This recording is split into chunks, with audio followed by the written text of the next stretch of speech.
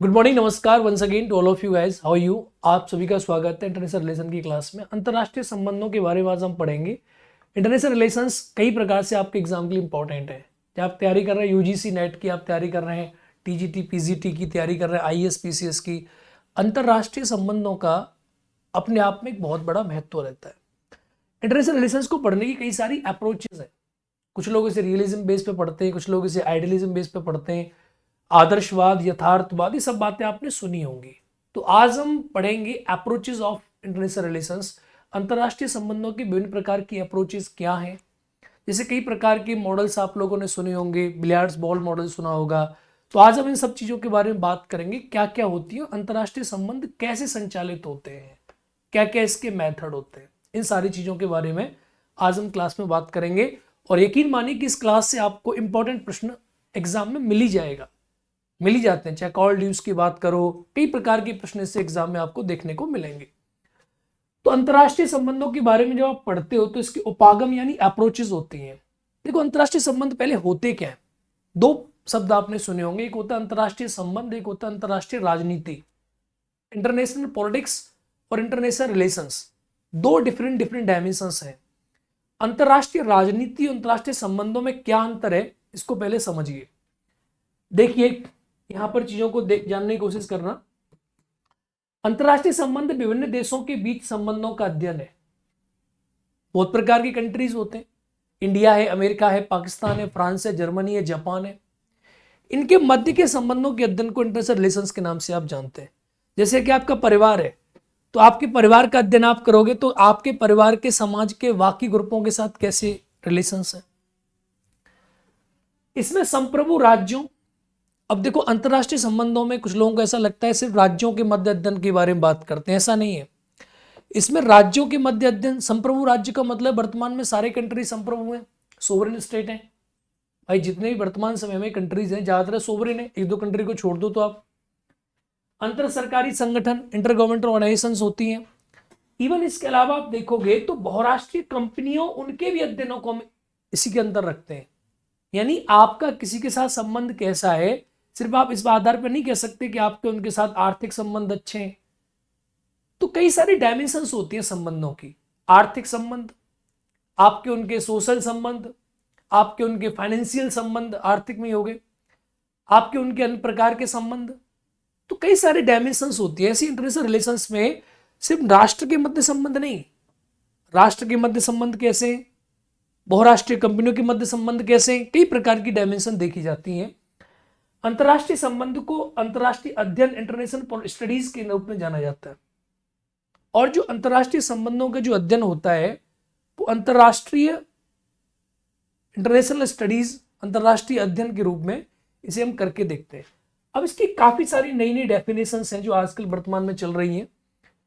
आज अंतर्राष्ट्रीय राजनीति का स्थान अंतर्राष्ट्रीय संबंधों ने ले लिया है। यानी वर्तमान में इंटरनेशनल पॉलिटिक्स की वजह इंटरनेशनल रिलेशंस ज्यादा चल रहा है। भाई जैसे इंडिया अमेरिका का संबंध कैसा है, इंडिया अफगानिस्तान का संबंध कैसा है। तो वर्तमान समय में दो राष्ट्रों के मध्य और बहुराष्ट्रों के मध्य संबंध कैसे स्थापित हो रहे हैं, ये ज्यादा इंपॉर्टेंट चीज है। राज्यों के परस्पर संघर्ष और सहयोगात्मक पहलुओं का अध्ययन किया जाता है। और इंटरनेशनल रिलेशंस में दो राज्यों के मध्य परस्पर सहयोग किस प्रकार का है, परस्पर संघर्ष किस प्रकार के, इन सारी चीजों का अध्ययन किया जाता है कि दो राष्ट्रों में लड़ाई किस पॉइंट पर हो रही है और दो राष्ट्रों के मध्य संबंध किस पर बेस हो रहे हैं, संबंध किस पर है। इन दो बातों के ऊपर बातचीत चलती है। देखो एक मेन बात समझो मेरी, जैसे आप ना परिवार के संबंधों को समझते हैं। कुछ आप में से कुछ लोग ऐसे होंगे जो किसी के साथ संबंध स्थापित करते होंगे तो उनको लगता होगा अरे वो मेरा भाई है, बड़ा भाई है, मैं उसका आदर करता हूँ, चलो उनको हमारी आवश्यकता है, उन्हें हमारी आवश्यकता है। कुछ लोग स्थापित करते होंगे कि इसको मेरी जरूरत है, ऐसे मेरी जरूरत है। यानी आप लोगों के भी दो तीन प्रकार की आपकी अप्रोचेस होती हैं। आप में से कुछ आदर्शवादी लोग होते हैं जो हमेशा दूसरे की मदद करते हैं, जो हमेशा प्रेम भाव से रहते हैं, जो हमेशा सद्भावना रखते हैं। आप में से कुछ यथार्थवादी लोग होते हैं जो संबंध स्थापित करते हैं सिर्फ अपना काम चलाने के लिए, इससे मेरा काम चल गया, इससे मेरा काम चल गया, बस। उनका कोई और तीसरा कोई मोटिव नहीं होता। इसी प्रकार से इंटरनेशनल रिलेशंस भी जो होते हैं कई प्रकार के हितों से संचालित होते हैं। सबसे इंपॉर्टेंट तो ये होता है इंटरनेशनल रिलेशंस में स्वहित बहुत इंपॉर्टेंट होता है। किसी भी राष्ट्र का खुद का हित कितना इंपॉर्टेंट है, खुद उसका हित कितना सेटिस्फाइड हो रहा है, ये सबसे इंपॉर्टेंट एस्पेक्ट होता है आईआर को पढ़ने के लिए। आइए समझते हैं कुछ कुछ चीजें। अब मैं थोड़ा फिलोसफिकल डायमेंशंस में आपको लेकर चलूंगा। इसकी परंपरागत परिभाषा क्या है, यानी आईआर की परिभाषाओं के बारे में कभी कभी थोड़ा जानना चाहिए आप लोगों को। राज्यों को ही अंतरराष्ट्रीय राजनीति के कारक के रूप में माना जाता है। देखो, अंतरराष्ट्रीय राजनीति में इंपॉर्टेंट चीज व्यक्ति तो है नहीं, उसमें तो इंपॉर्टेंट राज्य ही है। भाई अमेरिका और भारत के मध्य कैसे संबंध हैं, ये राज्य ही बताएगा ना। दोनों राज्यों के मध्य के संबंधों के बारे में आप बात करते हो तो कारक राज्य ही होगा। यह अंतरराष्ट्रीय राजनीति के स्वरूप की तक ही सीमित है। मुख्य रूप से ये मार्गेंथाउ विचारक हैं अंतरराष्ट्रीय राजनीति के। इनके बारे में जानेंगे, इनके विचार यथार्थवादी हैं या आदर्शवादी हैं, किस प्रकार के हैं। हेराल्ड स्प्राउट, इनके बारे में हम जानेंगे। डायक, इनके बारे में हम जानेंगे। तो ये सब के बारे में हम पढ़ेंगे।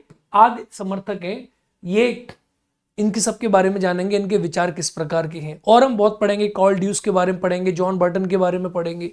कई प्रकार के राजनीतिक विचारकों को हम जानेंगे, कौन से आपके इंपॉर्टेंट हैं। अब अध्ययन के उपागम की बात करें कि कौन सी अप्रोचेस होती हैं, तो आईआर को पढ़ने की जो अप्रोचेस हैं उनके बारे में एक बार आप समझिए। अप्रोचेस आपके एग्जाम पॉइंट ऑफ व्यू से मोस्ट इंपॉर्टेंट है। अप्रोचेस से प्रश्न आपके एग्जाम में मिल जाता है। क्यों मिल जाता है? क्योंकि हर एक अप्रोच की अलग डायमेंशन है। यथार्थवादी कहेंगे कि अंतरराष्ट्रीय संबंध जो है वो सिर्फ लड़ाई से चल सकते हैं, पावर से चल सकते हैं, शक्ति से चल सकते हैं। आदर्शवादी कहेंगे कि नहीं, शांति से चल सकते हैं, संघर्ष को मिनिमम महत्व देते हैं। तो कुछ इसमें रूस टाइप के लोग मिलेंगे, कुछ इसमें आपको ब्रिटेन टाइप के लोग मिलेंगे, कुछ इसमें आपको यथार्थवादी मिले, कुछ इसमें आपको आदर्शवादी मिलेंगे। तो कई प्रकार की अप्रोचेस हैं और अप्रोचेस में भी अब कई प्रकार की डायमेंशन बढ़ गई हैं। तो इन सारी डायमेंशंस को आपको समझना है। समाजशास्त्री उदारवाद के बारे में समझना है, उदारवाद के बारे में समझना है, यथार्थवाद के बारे में समझना है। इन सब चीजों को, इस पर डायमेंशनों को हमें ध्यान देना है। तो अप्रोचेस कौन सी हैं? सबसे पहले हम पढ़ते हैं उदारवाद या आदर्शवाद के रूप में।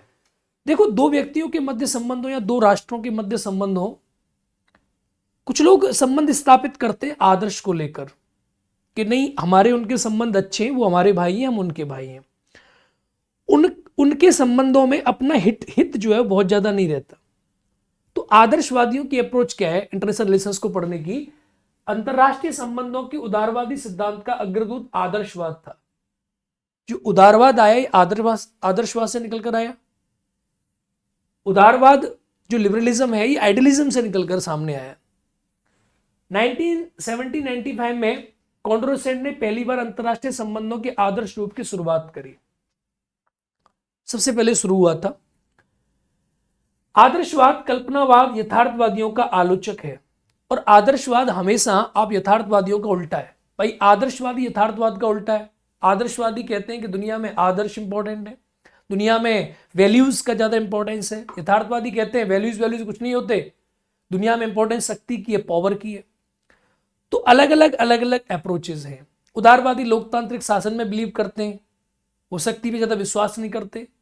तो उदारवाद की हम बात करें तो उदारवाद जो है बेसिकली, उदारवाद, आदर्शवाद, इनकी जो अप्रोच है वो इंटरनेशनल रिलेशंस को जानने की किस प्रकार की है, इसको थोड़ा सा आप और समझिए और चीजों को जानने का प्रयास कीजिए।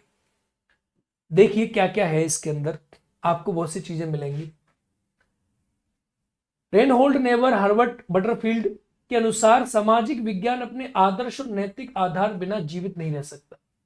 ये ऐसे विचारक हैं जो आदर्शवाद को सपोर्ट करते हैं और ये कहते हैं कि देखो, सामाजिक विज्ञान कभी भी अपने आदर्श और नैतिक आधार के बिना जीवित नहीं रह सकता। तो इनका मानना है कि अंतरराष्ट्रीय राजनीति जो होती है, इंटरनेशनल पॉलिटिक्स जो होती है, ये बेसिकली आदर्शों और नैतिक हितों से संचालित होती है। आदर्शवादियों शक्ति और राजनीति दंड नीति का अस्थायी रूप देती हैं। आदर्शवादी शक्तियों की राजनीति को नहीं मानते, दंड की राजनीति को नहीं मानते, इनको ये स्वीकार नहीं करते। आदर्शवादियों के अनुसार यथार्थवादी दृष्टिकोण इतिहास को सही अर्थ को गलत तरीके से प्रस्तुत करता है। यथार्थवादी कहते हैं इतिहास में लड़ाइयां होती थी, जिसके पास शक्ति वो जीत गया, शक्ति नहीं वो हार गया। आदर्शवादी कहते हैं ऐसा बिल्कुल नहीं है। आदर्शवादी मानते हैं कि देखो, मानव का स्वभाव अच्छा होता है। यथार्थवादी मानते हैं कि मानव का स्वभाव क्रूर होता है। आदर्शवादी कहते हैं मानव बहुत प्यारा होता है। यथार्थवादी कहते हैं मानव बहुत क्रूर होता है। आदर्शवादी कहते हैं कि भाई देखो, अंतर्राष्ट्रीय संबंधों में सहयोग और शांतिपूर्ण संबंधों का निर्माण होता है और हमें सहयोग और शांतिपूर्ण संबंधों का सहारा लेना चाहिए। यथार्थवादी कहते बिल्कुल नहीं, हमें शक्ति का सहारा लेना चाहिए। ऐसे मान के चलो। आदर्शवादी क्या कहते हैं, सपोज करो मैं आदर्शवादी हूं और मैं इनसे संबंध बना रहा हूं तो मैं कहूंगा भाई साहब, कहेंगे भाई साहब आइए आइए। तो अब आदर्शवादी सोचेगा कि मैं अच्छा आदमी से ये भी अच्छा आदमी है। यथार्थवादी सोचेगा कि नहीं, मेरे हाथ में क्या है, बंदूक है और मैं कहूंगा भाई साहब, कहेंगे भाई साहब। तो इसका मतलब क्या हुआ? अब यथार्थवादी क्या सोचेगा? यथार्थवादी सोचेगा कि मेरे हाथ में बंदूक है इसीलिए मुझे इज्जत मिली।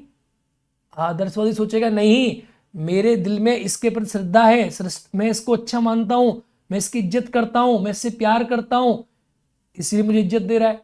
तो दोनों में अंतर है। बात समझ में आई कि नहीं आई? यथार्थवादी की अप्रोच बहुत अलग है। आइए आगे समझते हैं, जानते हैं चीजों के बारे में और अप्रोच गहराई में समझते हैं। आदर्शवाद का मानना है कि समाज धीरे धीरे विकसित हुआ। आदर्शवाद कहता है कि समाज धीरे धीरे धीरे धीरे धीरे धीरे विकसित हुआ, एक साथ नहीं बना, बहुत धीरे धीरे संबंध बने, व्यक्ति का विकास हुआ, होता गया। आइडियलिस्टिक अप्रोच है। क्वेश्चन पूछा था एग्जाम में। अमेरिका और फ्रांसीसी क्रांतियों के लिए प्रेरणा का स्रोत था। इन सब से आदर्शवाद निकल के धीरे धीरे क्रांतियां हुई, रिफॉर्म हुए, बनता चला गया। आदर्शवादियों के अनुसार राज्य को अपनी विदेश नीति को लक्ष्य निर्धारित करने के लिए आंतरिक राजनीति दर्शन में अपनाना चाहिए। ये बहुत इंपॉर्टेंट बात है। आदर्शवादी कहते हैं कि आप अपने आप में अंदर से अच्छे होने चाहिए और आप अंदर से अपने आप में अच्छे हैं, उसी लक्ष्य को आपको अंतरराष्ट्रीय राजनीति में रखना चाहिए। अगर आप खराब हैं तो आप कभी अच्छा कर ही नहीं सकते। आप अच्छे हैं तो आप अच्छी राजनीति बनाएंगे। स्वयं भला तो जग भला, स्वयं खराब तो जग खराब। इस एस्पेक्ट की बात करते हैं कि तुम भले तो सब भले, तुम खराब तो जग खराब। इधर देखो, अब उदारवादी सिद्धांत के बारे में हम पढ़ेंगे। तो उदारवादी सिद्धांत क्या कहता है? उदारवादी सिद्धांत में स्वतंत्रता को सर्वाधिक महत्व दिया जाता है। सर्वाधिक महत्वपूर्ण चीज लिबर्टी है उदारवाद में, क्योंकि उदारवाद मतलब लिबर्टी, लिबरल मतलब उदारवाद। तो एक प्रकार से शाब्दिक अर्थ ही निकलता है लिबर्टी से। तो आप कह सकते हैं उदारवाद स्वतंत्रता के लिए सीमित संवैधानिक शासन, लोकतांत्रिक शासन का समर्थन किया जाता है। उदारवादी हमेशा सरकार को संवैधानिक रूप में देखना चाहते हैं। उदारवादियों की अप्रोच है, उदारवादी हमेशा सरकार को सीमित शासन की बात करते हैं। उदारवादी लिमिटेड गवर्नमेंट और लिमिटेड गवर्नेंस, ये कहते हैं कि सरकार कम से कम काम करे, सरकार कम से कम अपना हस्तक्षेप करे।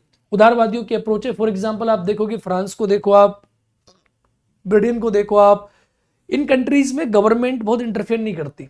उदारवादी हमेशा मानते हैं कि व्यक्ति इंपॉर्टेंट है और व्यक्ति की स्वतंत्रता इंपॉर्टेंट है, और व्यक्ति की स्वतंत्रता में राज्य जो है वो कम से कम हस्तक्षेप करे। इसीलिए ये सीमित शासन को ज्यादा महत्व देते हैं, लिमिटेड गवर्नमेंट को ज्यादा महत्व देते हैं, और संवैधानिक शासन की स्थापना वहीं होगी जहां सरकार का मिनिमम रोल होगा। आगे समझिए, ये बाजारवादी अर्थव्यवस्था के पक्ष लेते हैं। अब इसीलिए उदारवादियों के खिलाफ मार्क्सवाद पैदा हुआ। ये बाजारवादी अर्थव्यवस्था का अधिक महत्व लेते हैं। बाजारवादी मतलब ये कहते हैं व्यक्ति की स्वतंत्रता इंपॉर्टेंट है, अब व्यक्ति को दुकान लगाने दो, व्यक्ति को व्यापार करने दो, तो ये सरकार का कंट्रोल नहीं चाहते, तो इन्हें बाजारवादी कह देते हैं। इसीलिए इनकी जो अप्रोच है वो उसको आप लोग कहते हैं कि बाजारवादी अप्रोच है, क्योंकि ये व्यक्ति को फ्री छोड़ना चाहते हैं, उसके ऊपर किसी प्रकार का कंट्रोल जो है वो स्थापित नहीं होना चाहिए। व्यक्ति 100% क्या है? व्यक्ति 100% फ्री है इनके अनुसार। किनके अनुसार? उदारवादियों के अनुसार। तो आगे समझो, अंतरराष्ट्रीय समाज में सहयोग और शांतिपूर्ण संबंधों का निर्माण किया जाना चाहिए। उदारवादी कहते हैं कि इंटरनेशनल रिलेशंस जो है इनमें सहयोग और संबंध स्थापित होने चाहिए शांतिपूर्ण, उदारवादियों के अनुसार। यार उदारवादी की अप्रोच लिबरल अप्रोच है, और लिबरल अप्रोच आपने देखा कुछ लोग समाज में रहते हैं जो एकदम फ्रीली रहते हैं, उन्हें कोई मतलब नहीं है, वो कहते हैं एकदम मस्त रहो। अब देखो मेरी बात समझो, करंट से जोड़ो, करंट से। आपने एक पिक्चर देखी है, गाना सुना है बेशरम रंग।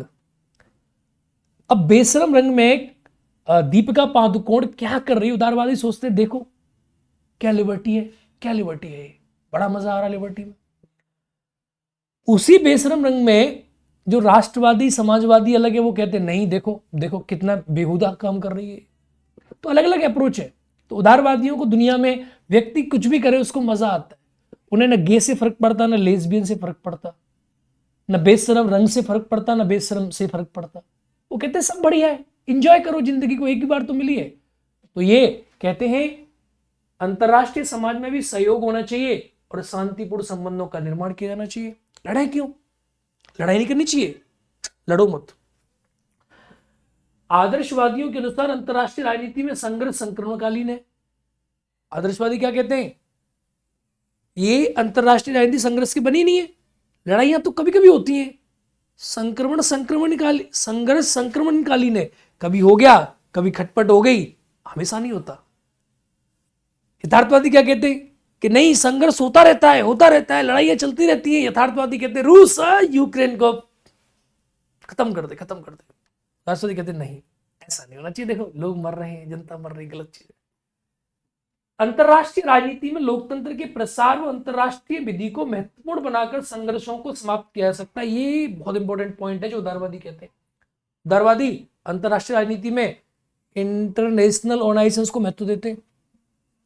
उदारवादी कहते हैं कि इंटरनेशनल ऑर्गेनाइजेशंस हैं, जैसे यूएनओ हो गया या जो लॉज हो गए, इंटरनेशनल लॉज हो गए, विधियां हो गई, इनको बनाकर आप आईआर को अच्छा कर सकते हो। यथार्थवादी कहते हैं कोई मतलब ही नहीं, बेकार है, बेकार, कोई काम के नहीं है। क्या यूएनओ, किस काम का यूएनओ? बेकार है यूएनओ। यथार्थवादी ऐसा मानते, देखो रूस को रोक नहीं पाया, पीट रहा है यूक्रेन को, क्या है यूएनओ? आदर्शवादी कहते नहीं, इंटरनेशनल लॉज बनाओ, इंपोज करो इसके ऊपर, और विधि बनाओ, शासन बनाओ, इस प्रकार से रोका जा सकता है इन चीजों को। तो ये किसका कहना है? ये उदारवादियों का कहना है। आदर्शवादी अंतरराष्ट्रीय राजनीति को नैतिकता से प्रेरित संचालित मानते हैं। इनका सिंपल सा पॉइंट है, प्रश्न एग्जाम में बनता है, ये नैतिकता से संचालित मानते हैं, और यथार्थवादी स्वयं हित से संचालित मानते हैं। ये कहते हैं नैतिकता इंपॉर्टेंट है। उदारवादियों के अनुसार मानव स्वभाव अच्छा होता है। मैंने आपको पहले बताया, कहते मानव अरे बड़ा प्यारा है, अरे भगवान, आदमी भगवान का रूप है, बड़े भगवान के रूप है आदमी। आदमी तो एकदम परम परम परम वो है, परम पिता परमेश्वर भगवान आदमी तो है। मानव स्वभाव तार्किक अच्छा होने के कारण अंतरराष्ट्रीय राजनीति को सहयोग संभव है। और कहते हैं आदमी अच्छा है तो फिर अंतरराष्ट्रीय राजनीति में सहयोग भी संभव है। इनका मानना है कि आदमी का स्वभाव इतना प्यारा है, आदमी लड़ना पसंद ही नहीं करता, कभी कभी लड़ता है। और नारीवादी आप देखोगे वो क्या कहते हैं? वो कहते हैं कि आदमी, पुरुष लड़ता है, पुरुष, महिला कभी नहीं लड़ती, महिला तो लड़ना जानती नहीं है, तो पुरुष लड़ता है। पुरुषवादी अप्रोच है लड़ने वाली, महिला तो लड़ती नहीं है, वो कभी लड़ती नहीं है। आइए आगे समझते हैं, अब आगे जानते हैं। तो समझ में आ गया आपके। अब एक और चीज है इसमें, एक समाजशास्त्री आदर्शवादी सिद्धांत है, इससे बड़े प्रश्न आजकल मिलते हैं। समाजशास्त्री उदारवाद की बात करो, इससे बड़े प्रश्न मिलते हैं आजकल आपको एग्जाम में। कॉल्ड्यूस, जॉन बर्टन, ठीक है, ये इसके विचारक जो इसके बारे में बात करते हैं। इसी में से समुदायवाद भी निकलता है, और इसी में अंदर आप देखेंगे तो इक्विलिब्रियम, कई सारी बातचीत इसके अंदर होती है। तो इससे प्रश्न बन जाएगा उदारवाद क्या है। और अब समाजशास्त्री उदारवाद से प्रश्न आपके एग्जाम में बन जाता है। ये वर्ल्ड सोसाइटी नाम की किताब लिखी थी जॉन बर्टन ने, तो इंपॉर्टेंट है, इसके बारे में थोड़ा जानने का प्रयास कीजिए। कॉल्ड्यूस, कॉम्बडेन, जॉन बर्टन इसके प्रमुख मान्यताकार हैं। प्रश्न बनता है तो कॉल्ड्यूस का नाम आप याद रखना, कई बार आपके काम आएगा। जॉन बर्टन ये भी आपके काम आएगा, क्योंकि जॉन बर्टन ने एक थ्योरी भी दी है। जॉन बर्टन ये कहता है कि अंतरराष्ट्रीय राजनीति जो है वो बिल्कुल मकड़ी के जाल की तरह है, यानी सभी राष्ट्रों के मध्य सहयोग है। जॉन बर्टन का सिद्धांत आप पढ़ोगे आप इसके बारे में, ठीक है। कॉब-वेब थ्योरी इसने दी है, बहुत अच्छी थ्योरी है, जो कि यथार्थवादियों के बिलियर्ड्स बॉल मॉडल को काटती है, ठीक है। तो बड़ी अच्छी बात कही है, समझाएंगे इन चीजों को, आपको भी देखना। इस संबंध में वर्ल्ड सोसाइटी जॉन बर्टन की महत्वपूर्ण रचना है, और जॉन बर्टन ने किताब लिखी है जिसका नाम है world society. Most important book है, एग्जाम में आपसे पूछी जाती है। अंतरराष्ट्रीय राजनीति यथार्थवादियों की दृष्टि सीमित, आंशिक और अपूर्ण है। देखो समाजशास्त्री उदारवाद जो है, कॉल्ड्यूस, जॉन बर्टन, इन सब ने इसके बारे में बात करी है। समाजशास्त्री उदारवाद जो है ये क्या कहता है, इसके अकॉर्डिंग अंतरराष्ट्रीय राजनीति में यथार्थवादियों की दृष्टि सीमित और आंशिक और अपूर्ण है। ये कहते हैं अंतरराष्ट्रीय राजनीति जो है, हाँ, अंतर्राष्ट्रीय राजनीति जो है, इंटरनेशनल रिलेशंस जो है, वो इंटरनेशनल रिलेशंस जो है बेसिकली ऐसा नहीं है कि इंटरनेशनल रिलेशंस जो है यथार्थवादी जो कहते हैं कि नहीं सब इंडिपेंडेंट है, कोई संबंध ही नहीं है, कह रहे बेकार है, बेवकूफ है यथार्थवादी। समाजशास्त्री उदारवाद जो है बेसिकली अलग डायमेंशन देता है। ये क्या कहता है समझो इस बात को। एक बच्चा कह रहा है संगठन के बारे में भी नहीं पढ़ाया जाएगा क्या सर, विचारकों को ही पढ़ाया जाएगा क्या सर। बेटा विवेक कटियार, देखो संगठनों के बारे में आप कब पढ़ते हो, विचारक एक ऊंची चीज होती है। अब आप पढ़ोगे यूएनओ के बारे में पढ़ा दो, अमेरिका भारत संबंधों के बारे में पढ़ा दो, अमेरिका बांग्लादेश के बारे में पढ़ा दो, ये सारी चीजें बाद की हैं। देखो वो पॉलिटी है और ये क्या है, ये पॉलिटिकल साइंस है। पॉलिटिकल साइंस आपको ये बताती है कि अमेरिका भारत के संबंध ऐसे क्यों बन रहे हैं, यूएनओ क्यों बना। अब यूएनओ किसने बनाया होगा, अब आप मुझे बताओ यूएनओ यथार्थवादियों के अनुसार है या उदारवादियों के अनुसार है। उदारवादियों के अनुसार है कि यूएनओ अंतरराष्ट्रीय विधि है। तो बेटा ये आपको बनाना सिखाती है।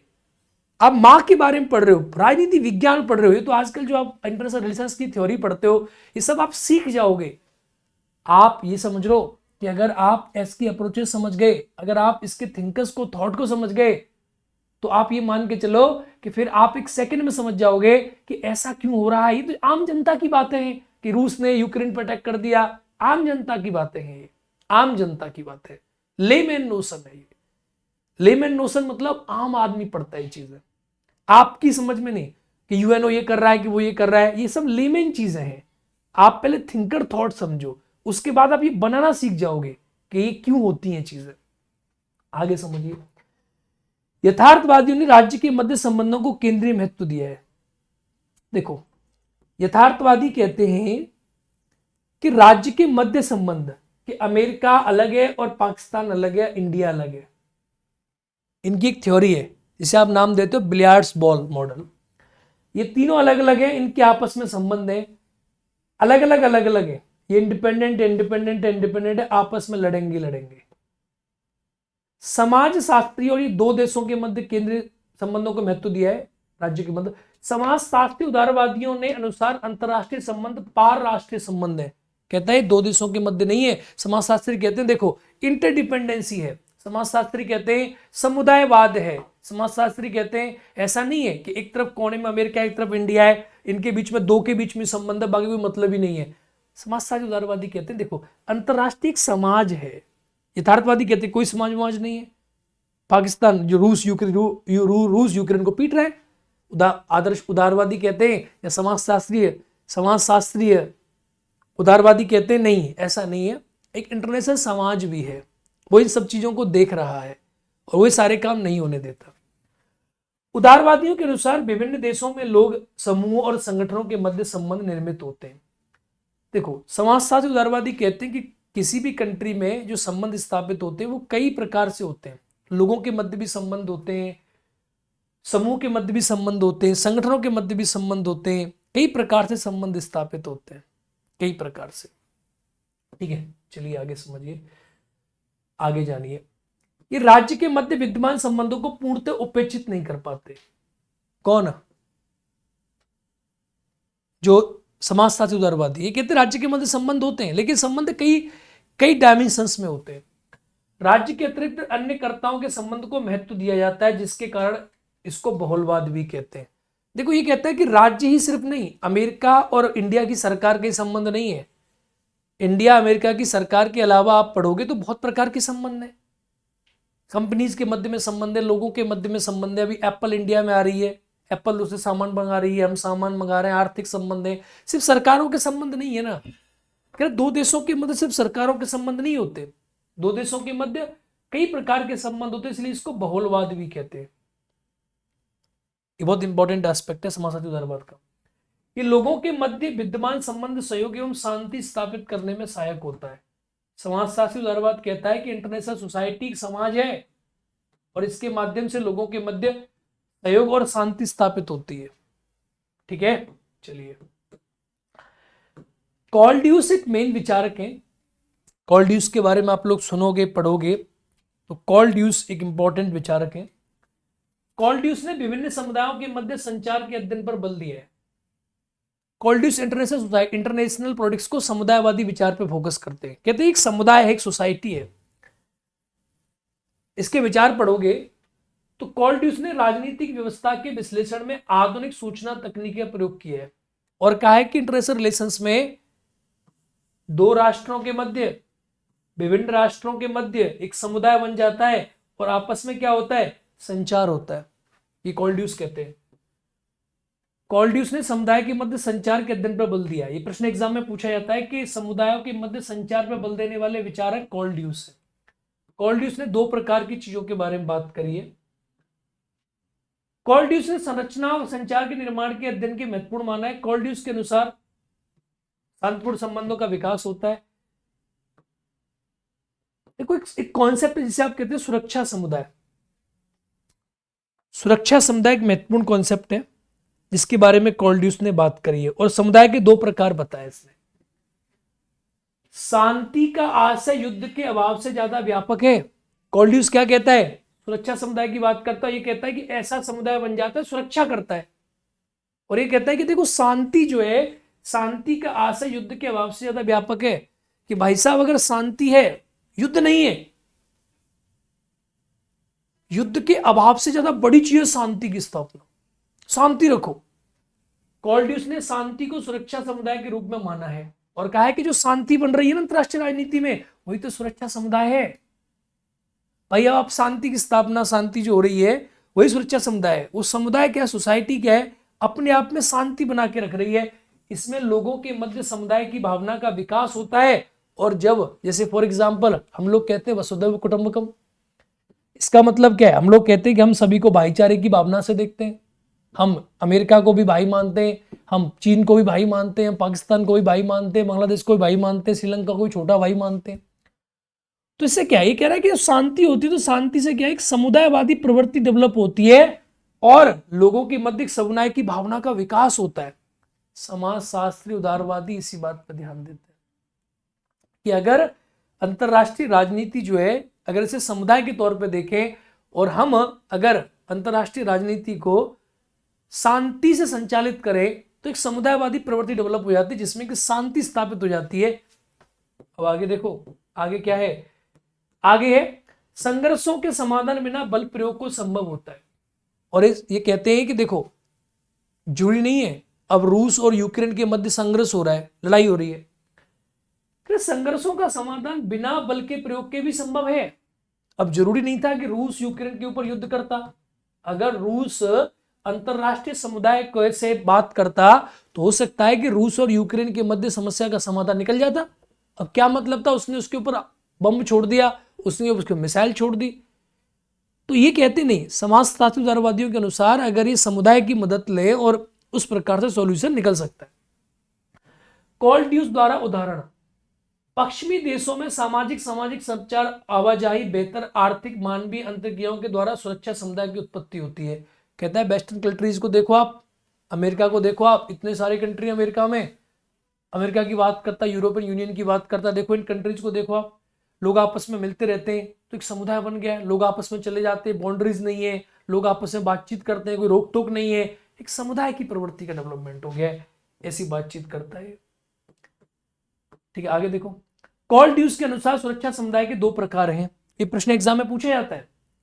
एक तो बोलता है कि समुच्ची सुरक्षा समुदाय संयुक्त राज्य अमेरिका, यूएसए। कहता है देखो जी, यूएसए को देखो आप, अमेरिका में 50+ कंट्रीज हैं। अब ये सारे कंट्रीज आपस में क्या है, स्टेट है। अब ये स्टेट आपस में देखो कि इनके बीच में सुरक्षा समुदाय बना हुआ है, आपस में भाईचारे की भावनाएं, जाते हैं आते हैं, तो इनके बीच में कोई लड़ाई नहीं होती। ये छोटा मॉडल है अमेरिका का, एक ही देश के मध्य में। फिर कहता है यूरोपियन यूनियन को देखो आप, यूरोपियन यूनियन के अंदर इतने सारे कंट्री हैं, बहुलवादी सुरक्षा समुदाय की बात करता है और इनके मध्य में लड़ाई नहीं होती।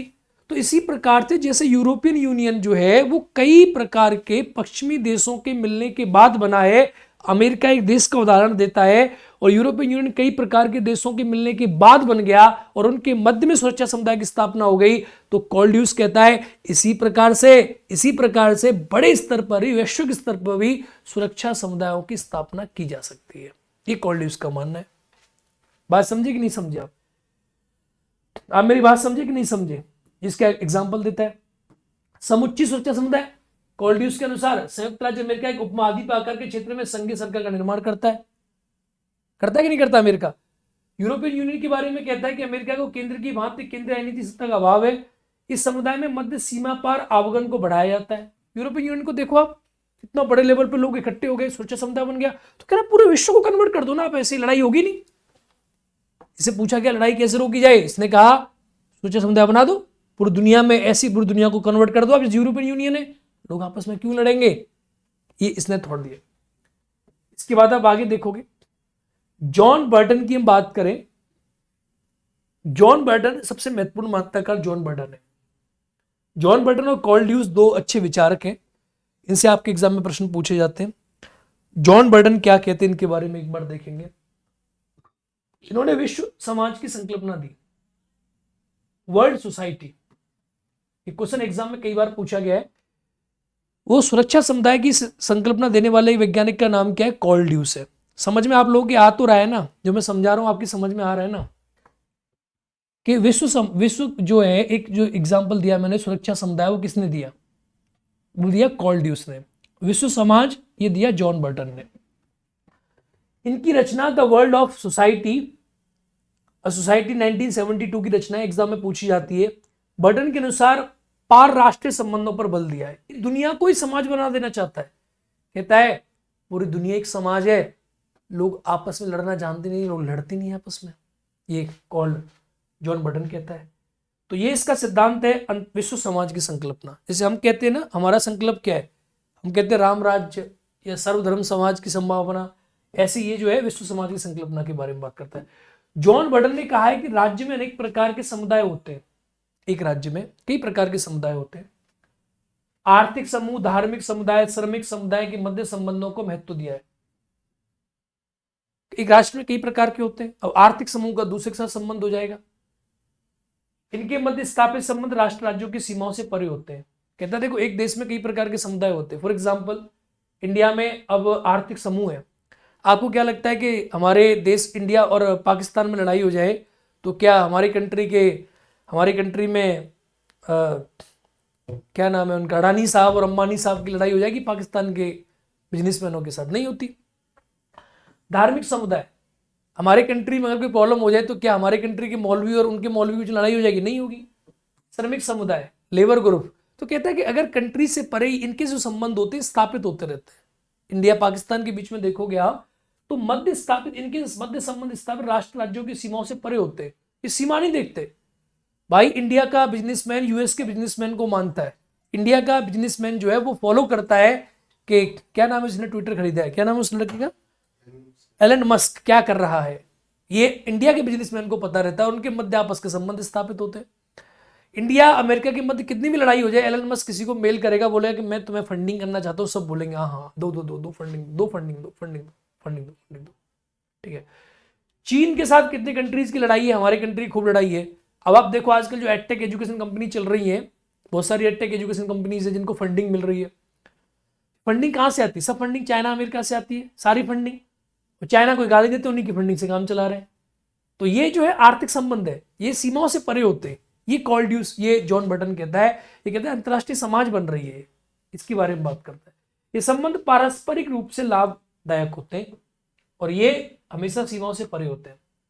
इसकी आलोचना करी लोगों ने, आलोचकों ने कहा भाई साहब आपका दिमाग खराब हो गया।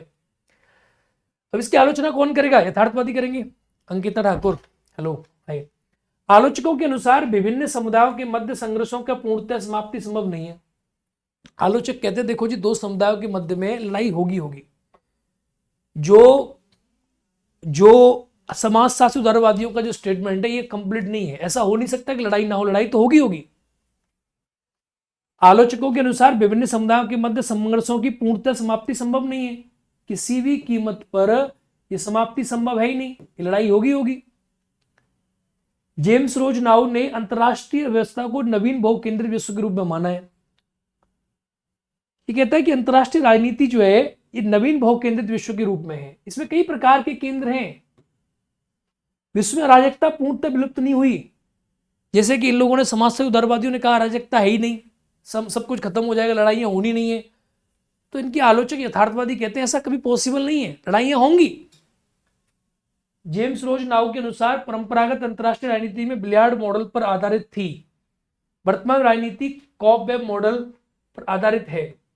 अब इन दो चीजों को आप एक बार ध्यान देने की कोशिश करेंगे। दो मॉडल के नाम इन्होंने लिए कि क्या परंपरागत अंतरराष्ट्रीय राजनीति जो है बिलियार्ड मॉडल पर आधारित थी। अब बिलियार्ड मॉडल क्या होता है और कॉबवेब मॉडल क्या होता है, इन दोनों के बारे में बातचीत कर रहे हैं कि बिलियार्ड मॉडल क्या है और कॉबवेब मॉडल क्या है। इसको एक बार आप लोग समझिए, इसको एक बार आप जानिए, दोनों मॉडल क्या क्या है।